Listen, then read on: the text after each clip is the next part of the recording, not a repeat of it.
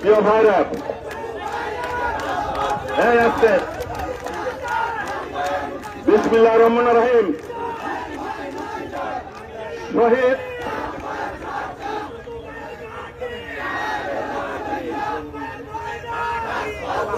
প্রিয় ভাইরা, শহীদ পলাশ তালুকদারের আজকে বিএনপির চেয়ারপারসন দেশনেত্রী বেগম খালেদা জিয়া, বিএনপির ভারপ্রাপ্ত চেয়ারম্যান দেশনায়ক তারেক রহমানের নির্দেশনায় আর্থিক সহযোগিতা দেওয়ার জন্য তার পরিবারের সাথে সাক্ষাৎ এবং তার কবর জিয়ারত করে আপনাদের সামনে আমরা উপস্থিত হয়েছি। এই জনসভায় উপস্থিত রয়েছেন যিনি দীর্ঘদিন এই ফ্যাসিস্ট সরকারের আয়না ঘরে ছিলেন 61 দিন, পরবর্তীতে 9 বছর ভারতের নির্বাসনে ছিলেন আমাদের সকলের প্রিয় শ্রদ্ধেয় নেতৃত্ব বীর চট্টলার কৃতি সন্তান, সাবেক মন্ত্রী, স্থায়ী কমিটির অন্যতম সদস্য সালাউদ্দিন আহমেদ এইখানে উপস্থিত হয়েছেন ভুয়াপুরে। আমরা সকলে মিলে আমরা করতালি দিয়ে অভিনন্দন জানাই তাকে। প্রিয় ভাইরা, এই আসতে এই রাখো ছাত্রগণ। প্রিয় ভাইরা, এই ভুয়াপুরের মাটি শহীদ রাষ্ট্রপতি জিয়াউর রহমানের ঘাঁটি নাকি? এই ভুয়াপুরের মাটি দেশনেত্রী বেগম খালেদা জিয়ার ঘাঁটি। এই ভুয়াপুরের মাটি দেশনায়ক তারেক রহমানের ঘাঁটি। এই ভুয়াপুরের মাটি আব্দুল সালাম পিন্টুর ঘাঁটি। প্রিয় ভাইরা, বিগত 17 বছর এই রাখো, বিগত 17 বছর বিএনপির নেতা কর্মীরা অনেক নির্যাতন নিপীড়ন সহ্য করেছে, অনেক গুম হয়েছে, খুন হয়েছে, কিন্তু বিএনপির একটি নেতা কর্মী দেশনেত্রী বেগম খালেদা জিয়া, দেশনায়ক তারেক রহমানকে ছেড়ে কেউ অন্য কোন দলে যায় না। বিএনপির প্রত্যেকটি নেতা কর্মী স্বর্ণ যে ভাবে পুরে খাদ দূর হয়ে খাঁটি হয়, ইস্পাত যেভাবে পুরে অনেক কঠিন শক্ত হয়, বিএনপির প্রত্যেকটা নেতা কর্মী স্বর্ণের মতো খাঁটি, ইস্পাতের মতো কঠিন কর্মীতে রূপান্তরিত হয়েছে প্রত্যেকটি নেতা কর্মী, তাই না ভাইরা? আজকে বলতে চাই, বিএনপি কোন সন্ত্রাসে বিশ্বাস করে না, করে? বিএনপি নৈরাজ্যে বিশ্বাস করে না। আমাদের নেত্রী দেশনেত্রী বেগম খালেদা জিয়া অসুস্থ থাকা অবস্থায়ও আপোষ করে নাই, করেছে?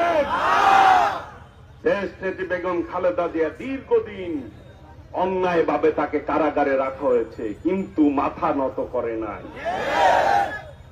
আমাদের নেতা দেশনায়ক তারেক রহমান দীর্ঘদিন বিদেশে অবস্থান করছে, কিন্তু অন্যায়ের কাছে কিন্তু মাথা নত করে নাই, করেছে? আমাদের এই এলাকার কৃতি সন্তান আব্দুল সালাম পিন্টু দীর্ঘদিন 17 বছর ধরে জেলে, মাথা নত করেছে? শহীদ জিয়ার সৈনিকেরা, দেশনেত্রী বেগম খালেদা জিয়ার সৈনিকরা, দেশনায়ক তারেক রহমানের সৈনিকরা একমাত্র আল্লাহ রাব্বুল আলামিন ছাড়া কারো কাছে মাথা নত করতে শিখে না। আজকে বলতে চাই, অনেককে গুম করেছেন, অনেককে হত্যা করেছেন, আজকে দেশ থেকে পালিয়ে যেতে বাধ্য হয়েছেন। অনেক কথা বলেছেন, খুনি হাসিনা কি পালায় না? কাউয়াকাদের বলেছে খেলা হবে, আজকে খেলার মাঠ থেকে পালিয়ে গেছেন আপনারা, আপনাদের কিন্তু খুঁজে পাওয়া যাচ্ছে না। আজকে বলতে চাই, এই আজকে দাঁড়াও দাঁড়াও, আজকে বলতে চাই, আমার পরে প্রধান অতিথি বক্তব্য দিবে, সবাই দাঁড়ায় কিন্তু বক্তব্য শুনবেন, শুনবেন না? ভুয়াপুর একটা একটি ঐতিহ্য আছে। প্রিয় ভাইরা, আমি বলতে চাই, এই আওয়ামী লীগ যেভাবে সন্ত্রাস করেছে, লুটপাট করেছে, সন্ত্রাস করেছে, চাঁদাবাজি করেছে, মাদক ব্যবসা করেছে, আমি বলতে চাই আজকে তারা জনগণ দ্বারা বিকৃত হয়েছে। আজকে বিএনপি নেতা কর্মীরা অনেক অত্যাচার নির্যাতন আপনারা সহ্য করেছেন, অনেক কষ্ট করেছেন। জনগণ কিন্তু আপনাদের পাশে 17 বছর জনগণ ছিল, ছিল না বাইরে? জনগণের সমর্থন কিন্তু ছিল। নির্বাচন যদি হতো, আওয়ামী লীগ কোনদিন নির্বাচনে বিজয় অর্জন করতে পারত না, পারত? কাজেই আমি অনুরোধ করবো আপনাদেরকে, অনেক কষ্ট করেছেন, সহ্য করেছেন কি একটি সুন্দর বাংলাদেশ। এই পলাশরা শহীদ হয়েছেন, ইমনরা শহীদ হয়েছেন একটি সুন্দর বাংলাদেশের স্বপ্ন দেখে। দেশনেত্রী বেগম খালেদা জিয়া চেয়েছেন, দেশনায়ক তারেক রহমান চেয়েছেন, সেই জন্য দেশনায়ক তারেক রহমান স্লোগান দিয়েছিল, টেক ব্যাক, টেক ব্যাক। সেই বাংলাদেশ কিন্তু হাসিনা মুক্ত হয়েছে, স্বৈরাচার মুক্ত হয়েছে, ফ্যাসিস্ট মুক্ত হয়েছেন। আমরা বলতে চাই, শহীদ জিয়ার সৈনিকরা বেঁচে থাকতে এখানে আর কোনদিন কোন স্বৈরাচার ফ্যাসিস্টের জন্ম হবে না ইনশাল্লাহ। কিন্তু আপনাদের কিন্তু ওয়াদা দিতে হবে, সর্বোচ্চ সহনশীল ধৈর্য ধারণ করে আপনাদের পথ চলতে হবে। গণতন্ত্রের বিজয় কিন্তু এখনো পরিপূর্ণ বিজয় অর্জিত হয় নাই। একটি সুন্দর নির্বাচনের মধ্য দিয়ে, আপনাদের ভোটের অধিকারের মধ্য দিয়ে একটি সরকার গঠিত হবে, তাহলেই দেশের পরিপূর্ণ গণতন্ত্র পুনঃপ্রতিষ্ঠিত হবে, নাকি? যেই গণতন্ত্র শহীদ রাষ্ট্রপতি জিয়াউর রহমান দিয়েছিল 5 সাল থেকে, বহুদলীয় গণতন্ত্র, যেই গণতন্ত্র দেশটাতে বেগম খালেদা জিয়া দিয়েছিল 9 বছর এরশাদ বিরোধী আন্দোলন করে, যেই গণতন্ত্র দেশনায়ক তারেক রহমানের নেতৃত্বে বর্তমানে পথ চলছে শহীদের রক্তের বিনিময়ে।